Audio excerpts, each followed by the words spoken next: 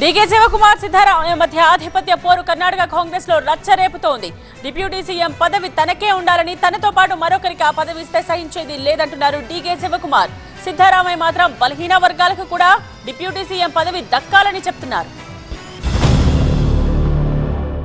కర్ణాటక కాంగ్రెస్ లో ఆధిపత్య పోరు మరింత ముదిరింది. సీఎం సిద్ధరామయ్యతో ఢీ అంటే ఢీ అంటున్నారు deputy CM D K Shivakumar. Cabinet లో మరికొంతమందికి డిప్యూటీ సీఎం పదవులను ఇవ్వాలని సిద్ధరామయ్య నిర్ణయాన్ని తీవ్రంగా వ్యతిరేకిస్తున్నారు డీకే శివకుమార్. తనొక్కడికే డిప్యూటీ సీఎం పదవి ఉండాలని ఆయన స్పష్టం చేస్తున్నారు.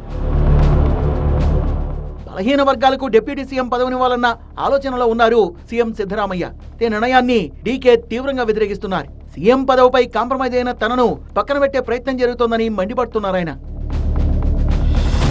ఇద్దరు నేతల మధ్య ఆధిపత్య పోరు ముదరడంతో కాంగ్రెస్ హైకమాండ్ ఎంట్రీ ఇచ్చింది. సిద్ధరామయ్య డీకే శివకుమార్ తో చర్చలు జరుపుతున్నారు హైకమాండ్ దూత రణదీప్ సుర్జేవాలా. పార్టీపై ప్రభుత్వంపై పట్టు కోసం చాలా రోజుల నుంచి సిద్ధరామయ్య డీకే శివకుమార్ మధ్య ఫైట్ నడుస్తోంది. కాంగ్రెస్ ఎమ్మెల్యేలు గ్రూపులు కట్టడం హైకమాండ్ కు తలనొప్పిగా మారింది.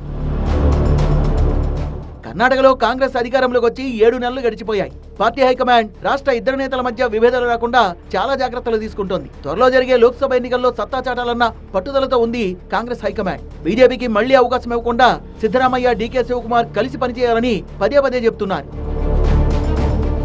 అయినప్పటికీ ఇద్దరు నేతల మధ్య అభిప్రాయ భేదాలు అధిష్టానానికి చిరాకు తెప్పిస్తున్నాయి. కర్ణాటకలో కాంగ్రెస్ సర్కార్ ఎక్కువ కాలం అధికారంలో ఉండదంటున్నారు బీజేపీ నేతలు.